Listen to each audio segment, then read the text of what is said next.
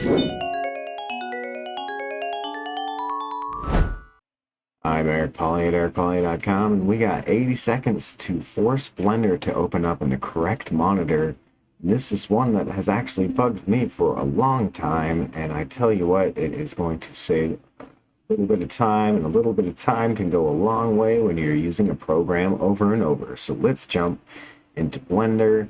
Say we grab it and we throw it into the proper monitor, but then we close it and open it again, and it is open in the incorrect monitor.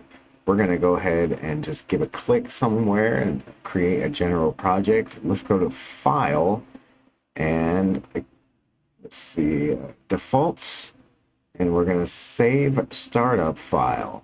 That way, when we open up Blender, it will pop up in the correct monitor. Hey, what do you know? We're donesies. I'll see you on the next one.